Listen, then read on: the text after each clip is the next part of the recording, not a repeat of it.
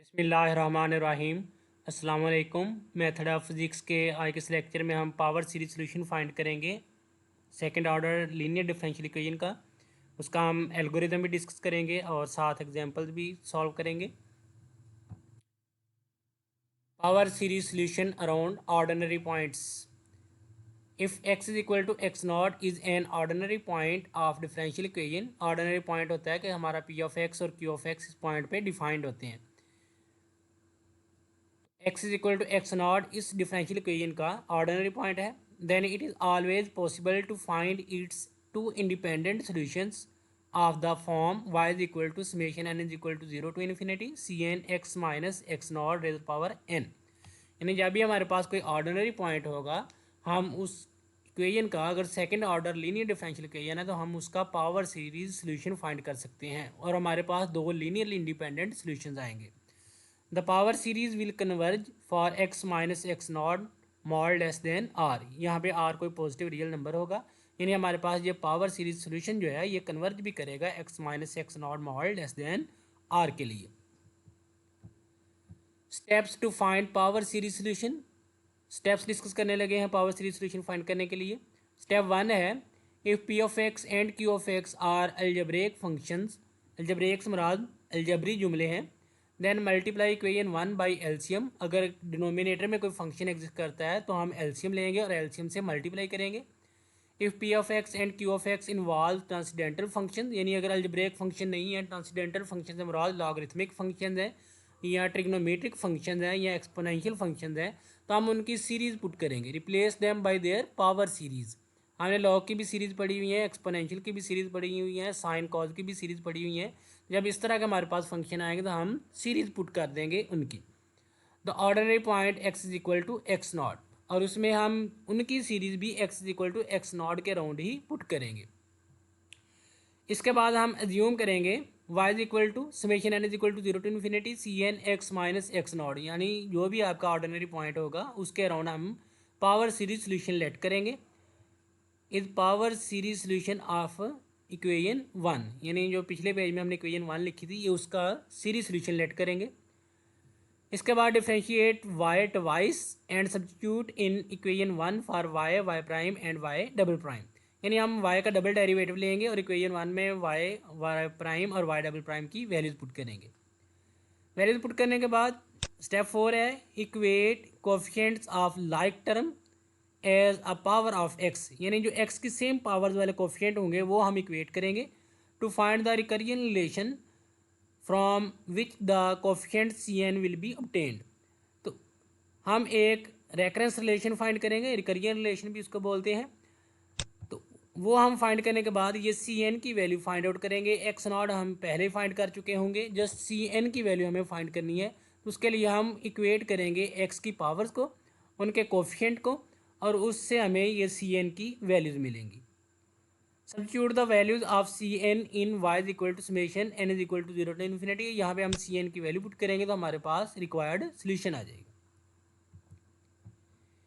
Example है find the power series solution of y prime is equal to minus two y. ये first order differential equation है, linear भी है। Here x is equal to zero is an ordinary point, यानी इसमें x involve नहीं, constant coefficients हैं, तो हर पॉइंट इसका ऑर्डिनरी पॉइंट है, तो हम x is equal to zero ordinary point consider कर लेते हैं। We can assume y is equal to c N x minus x nought होता है। तो अब एक्स नॉट हमने यानी जो ऑर्डिनरी पॉइंट लिया वो हमारा जीरो है, तो हम क्या कहेंगे c N x power n as solution of one, यानी इस इक्वेशन का सोल्यूशन क्या है c N x power n. इसका एक डेरिवेटिव लेंगे y prime is equal to summation N is equal to one to infinity होगा, पहले जीरो टू इन्फिनिटी, जब हम डेरिवेटिव लेंगे n is equal to one to infinity होगा। वो कैसे, अगर हम वाई को ओपन करें यहाँ से C not plus C one X plus C two X के, जब हम फर्स्ट डेरिवेटिव लेंगे तो कॉन्स्टेंट टर्म जीरो हो जाएगी, यहाँ से सी वन से स्टार्ट होगा, यानी अब एन की वैल्यू कहाँ स्टार्ट होगी वन से स्टार्ट हो रही है, इसलिए यहाँ पे हम n is equal to one to infinity start किया। अब वाई और वाई प्राइम की वैल्यूज इसमें पुट करेंगे। Summation N is equal to one to infinity, ये वाई प्राइम की वैल्यू है n c N x power N minus one, ये माइनस वाली टर्म लेफ्ट पे आएगी प्लस में हो जाएगी plus two, summation N is equal to zero to infinity c N x power n is equal to zero.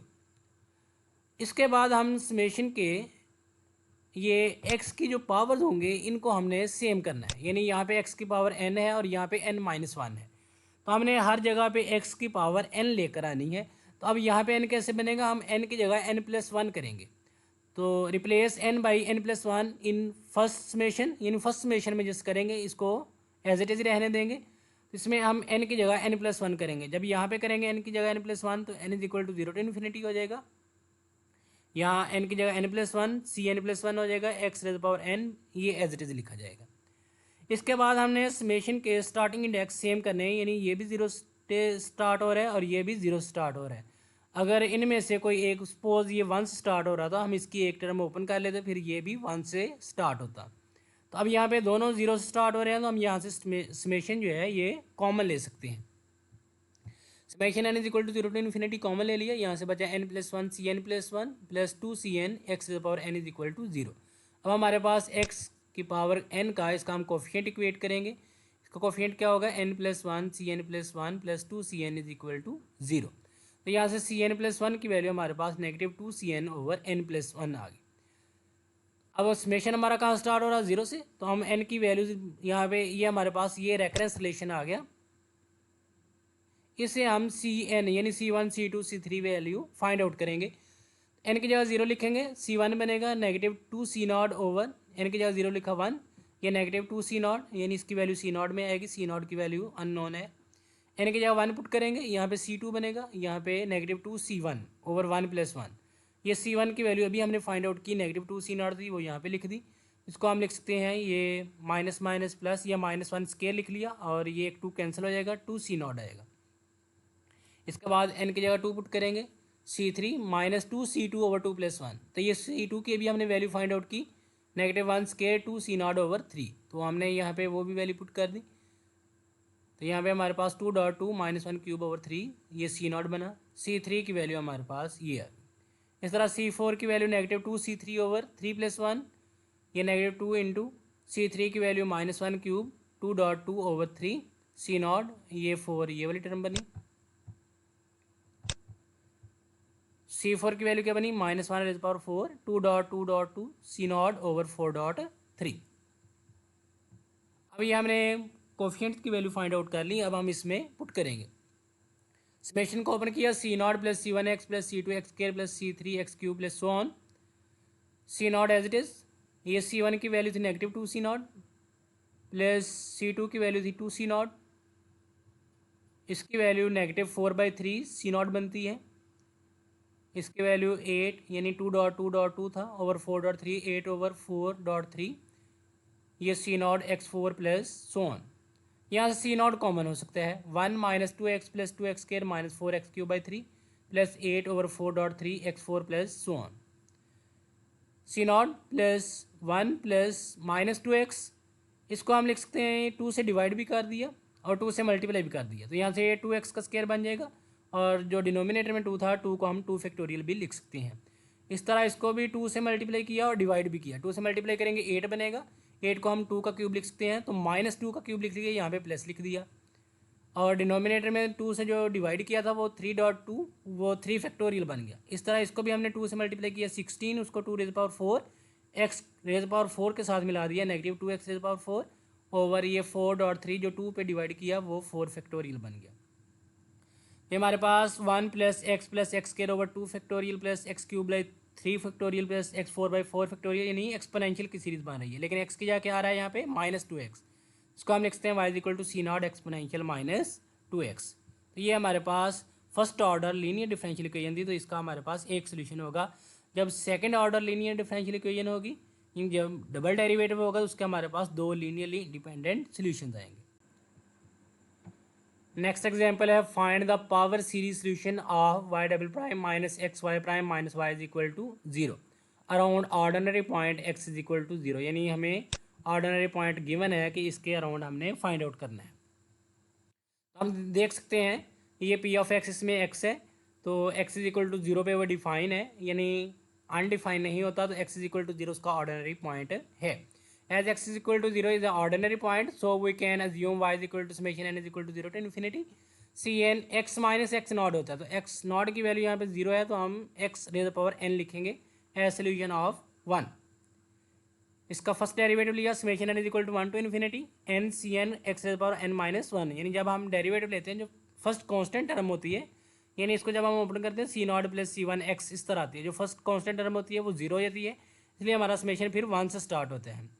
तो जब double derivative लेते हैं फिर summation N is equal to start होगा N into N minus 1 C N x to the power N minus 2। अब हम इस equation में Y double prime Y prime और वाई की वैल्यूज पुट करेंगे। Putting values of Y Y prime Y double prime in equation 1, summation N is equal to infinity N into N minus 1 C N x to the power N minus 2 minus x, यानी ये x आया, इसके बाद y prime की value summation N is equal to 1 to infinity n c N x to the power N minus 1 minus n is equal to 0 to infinity, ये y की value put कर दी। अब यहाँ पे ये एक्स इससे मल्टीप्लाई होगा तो एक्स की पावर कितनी हो जाएगी, n. Summation N is equal to 2 to infinity N into N minus 1 C N x to the power N minus 2 minus summation N is equal to 1 to infinity n c N x to the power N minus summation, यानी ये x से multiply होगा तो x to the power N minus 1 थी तो वो n रहेगी, n is equal to 0 to infinity c N x to the power n is equal to 0। अब हमने क्या करना है कि हर जगह पे x की जो पावर है वो सेम करनी है, यहाँ भी x से रेज पावर n है, यहाँ भी n है और यहाँ भी n होनी चाहिए। तो इसको हम n बनाने के लिए n की जगह n प्लस 2 पुट करेंगे, 2 से 2 कैंसिल हो जाएगा, n आ जाएगा। तो replace n by n plus 2, यानी इस समेशन में n की जगह n प्लस 2 पुट करना है। Summation n is equal to, यहाँ पे n की जगह n प्लस 2 करेंगे, 2 से 2 कैंसिल हो जाएगा, n is equal to 0 to infinity n की जगह n प्लस 2, एन की जगह एन प्लस 2 करेंगे तो प्लस 2 माइनस 1 1 रह गया, N plus 1 C N plus 2 और X raise power N minus, इन दोनों का समेशन कॉमन लेने लगा हूँ। इन दोनों का समेशन आप तब तक कॉमन ले सकते हैं जब इनके ये स्टार्टिंग इंडेक्स सेम ना हो, इसका 0 है और इसका 1 है। तो इसकी मैं एक टर्म ओपन कर देता हूँ, यानी एक्स की जगह एन की जगह 0 लिख देता हूँ, यहाँ पे बनेगा सी नॉट, वो मैंने यहाँ पे लिख दिया, और एक्स रेज पावर 0 1 हो जाएगा, यानी एक टर्म जब इसकी ओपन करेंगे सी नॉट आंसर आएगा। तो फिर ये समेशन कहाँ स्टार्ट होगा, n is equal to 1 to infinity से, वो कॉमन ले लिया तो यहाँ से बचा एन, माइनस भी कॉमन ले लिया तो यहाँ पे प्लस 1 आएगा, c N x raise power n is equal to 0। अब ये देखें एक्स रेज पावर एन हमने सेम कर दी। अब समेशन हमारे पास 2 आ रहे हैं तो हमने समेशन भी एक करना है, तो समेशन हम तब तक कॉमन नहीं ले सकते जब इनके स्टार्टिंग इंडेक्स सेम ना हो, इसका 1 है इसका 0 है। तो इसको भी 1 बनाने के लिए हम इसकी एक टर्म ओपन कर देंगे, यानी एन की जगह 0 पुट कर देंगे। ये नेगेटिव सी नॉट मैंने पहले लिख लिया, फिर एन की जगह 0 लिखा, 0 प्लस 2 0 प्लस 1 सी 2 बनेगा, एक्स रेज पावर 0। अब ये समेशन 1 से स्टार्ट होगा, summation N is equal to 1 to infinity, बाकी सारा एज इट इज़ और ये भी एज इट इज़। यहाँ से ये negative c not plus 2 c 2, अब इनका समेशन कॉमन ले लिया, n is equal to 1 to infinity, यहाँ से बचेगा n plus 1 into n plus 1 two n plus 2 c N plus 2 minus n plus 1 C N, x raise power n भी common ले लिया। अब हम इक्वेट करेंगे कोफिशिएंट्स, ये कांस्टेंट है और ये एक्स रेज पावर एन, यानी 2 कोफिशिएंट इक्वेट करेंगे। Equating coefficients of like powers of x, ये कांस्टेंट के लिए negative c not plus 2 c 2 is equal to 0, यहाँ से सी 2 की वैल्यू हमें मिल गई सी नॉट ओवर 2, ये हमें सी 2 की वैल्यू मिल गई। अब एक्स रेज पावर एन का कोफिशिएंट इक्वेट करेंगे, इससे हमें रेकरेंस रिलेशन बन जाएगा n plus 1 n plus 2 c N plus 2 minus n plus 1 C n is equal to 0। ये माइनस की टर्म राइट पे जाएगी, प्लस की होगी, एन प्लस 1 से एन प्लस 1 कैंसिल हो जाएगा, तो ये एन प्लस 2 डिनोमिनेटर में जाएगा, सी एन प्लस 2 की वैल्यू हमारे पास आएगी c n over n plus 2। ये हमारे पास क्या बना, ये एक रेकरेंस रिलेशन बन गया। इसे हम C1 C2 C3 value find out कर सकते हैं। तो हमारा समेशन कहाँ स्टार्ट हो रहा था, 1 से, तो n is equal to 1 put करेंगे पहले, जब इसमें n की जगह 1 लिखेंगे 1 प्लस 2 C3 बनेगा, C1 ओवर 3, ये C3 की वैल्यू आ गई। n की जगह 2 पुट करेंगे C4, यहाँ पे C2 बनेगा ओवर 2 प्लस 2, C2 की अभी हमने वैल्यू निकाली C नॉट ओवर 2, वो यहाँ पे पुट कर दी C नॉट ओवर 2, यहाँ से ये बना C नॉट ओवर, इसको हम लिखते हैं 2 स्क्वायर और डॉट 2 फैक्टोरियल। एन की जगह 3 लिखा, यहाँ पे 3 प्लस 2 5 बनेगा, यहाँ पे C3 बनेगा और डिनोमिनेटर में 3 प्लस 2 5, C3 की अभी हमने वैल्यू फाइंड आउट की C1 ओवर 3, ये C1 ओवर 3 C3 की वैल्यू और ये 5 इन दोनों का सम बना, तो C5 की वैल्यू क्या आई C1, और यहाँ पे इसको मैंने 3 पहले लिख लिया, 5 बाद में लिख लिया, 3.5। फिर हम n की जगह 4 पुट करेंगे, C6 बनेगा हमारे पास C4 over 4 plus 2, C not, ये C4 की वैल्यू थी हमारे पास C not over 2 square 2 factorial, और ये हमारे पास कितना बना, ये 6 बन गया। 6 को हम 2.3 लिख सकते हैं। ये 2 इस 2 के साथ मिलेगा तो ये 2 क्यूब बनेगा, और ये 3 इस 2 फैक्टोरियल के साथ मिलेगा, ये 3 फैक्टोरियल बनेगा। यानी C6 पे हमारे पास कितना आंसर आया, C0/2 क्यूब 3 फैक्टोरियल। इस तरह हम चलते जाएंगे। अब इवन टर्म्स का आंसर डिफर आ रहा है और ऑड टर्म्स का आंसर डिफर आ रहा है, तो हम यहाँ पे दो तरह के आंसर लिखेंगे। ये इवन के लिए जनरल टर्म लिखिए C2n = C0, और जब यहाँ पे ये 6 था तो यहाँ पे इसका हाफ पावर है और यहाँ पे उसी का फैक्टोरियल है, तो यहाँ पे 2n है तो उसकी हाफ पावर कितनी होगी, n, 2n/n फैक्टोरियल। इसके बाद C2n+1 का C1 ओवर पहले 3.5 आया, फिर 7 आएगा, एंड सो ऑन। ये लास्ट पे जनरल टर्म इस तरह भी फाइंड आउट कर सकते हैं, यानी ये हमारे पास सीक्वेंस बनती है 3, 5, 7। तो ये अरिथमेटिक प्रोग्रेशन है। D=2 है, यानी कॉमन डिफरेंस 2 है और फर्स्ट टर्म 3 है। an = a1 + n - 1 × d। तो यहाँ से हम फाइंड आउट कर सकते हैं an की वैल्यू 2n+1। ये हमारे पास और टर्म के लिए ये जनरल टर्म बनेगी। Now y = summation n = 0 to infinity। ये हमने जो सोल्यूशन अज्यूम किया था, C0 + C1x + C2x² + C3x³ + C4x4 + so on। अब यहाँ पे हम वैल्यूज पुट करने लगे हैं। C0 + C1x + C0/2x², ये C2 की वैल्यू थी, ये C3 की वैल्यू C1/3x³, ये C4 की वैल्यू C0/2² 2 फैक्टोरियल x4, ये C5 की value C1/3.5 x⁵ + so on। अब यहाँ पे हमने C0 वाले टर्म्स, यानी इसमें भी C0 आ रहा है, इसमें भी C0 आ रहा है और इसमें भी C0 आ रहा है। तो यहाँ C0 कॉमन ले लिया, 1 + x²/2। यहाँ से इसको हम लिख सकते हैं x²/2 होल स्क्वायर, यानी ये 2 का स्क्वायर है ना, तो इसको हम x² का स्क्वायर लिख सकते हैं, तो x²/2 whole square factorial + so on। और इनमें से हमने C1 कॉमन ले लिया, इसमें से भी C1, इसमें से भी C1, तो ये हमारे पास बना है x + x³/3 + x5/3.5 + so on। ये हमारे पास 1 + x + x²/2 फैक्टोरियल, यानी एक्सपोनेंशियल की सीरीज बनती है, लेकिन x की जगह यहाँ पे क्या है, x²/2, C0 exponential x²/2 + C1 x + x³/3 + x5/3.5 + so on।